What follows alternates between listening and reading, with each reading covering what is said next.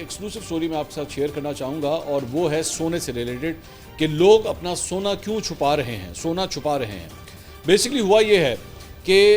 आज से चंद दिन पहले, अब मुझे एग्जैक्ट डेट नहीं पता, लेकिन आज से चंद दिन पहले सरगोदा के अंदर जो है वो सुनियारों की दुकानों के ऊपर जो है वो छापे मारे गए हैं और मेरी इतलात के मुताबिक उसके अंदर FBI भी शामिल थी और एक खुफिया एजेंसी के अफराद भी जो है वो उसके अंदर शामिल थे और उन्होंने मुख्तलिफ सुनियारों की दुकानों के ऊपर छापे मारे। मेरी इतलात के मुताबिक 10 या 12 सुनियारों को जो है वो उनको ब्लैकलिस्ट किया गया था, यानी टिक मार्क किया गया था कि इनकी दुकानों के ऊपर छापे मारने हैं, लेकिन 4 या 5 दुकानों के ऊपर जो है वो छापे मारे गए और उसके बाद चंद सुनियारों को जो है वो गिरफ्तार भी किया गया है। और मेरी इतलात के मुताबिक तकरीबन कोई मुख्तलिफ फिगर्स हैं, कंफर्म फिगर नहीं है, लेकिन 30 से लेकर 50 करोड़ रुपए जो है वो रिकवर किया गया है टैक्सेस की बुनियाद के अंदर, क्योंकि ये बताया जाता है कि ये ख़ास तौर पे जो शोबा है सुनियारों का या सोने का कारोबार करने वालों का, वो बड़ा ही अनटैप्ड है, उसमें टैक्सेशन जो है वो सही तरह नहीं पे की जाती, तो जिसकी वजह से ये सारा कुछ हुआ है। अब उसके बाद हो ये रहा है कि बहुत से सुनियारे जो हैं वो अपना सोना छुपा रहे हैं और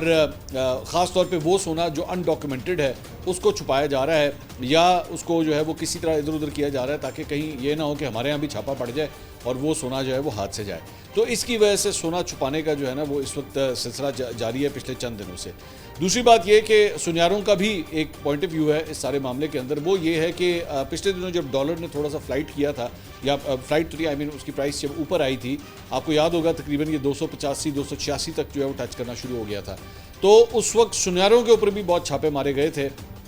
कि जनाब सोना जो है ना वो यहाँ से स्मगल भी होता है। तो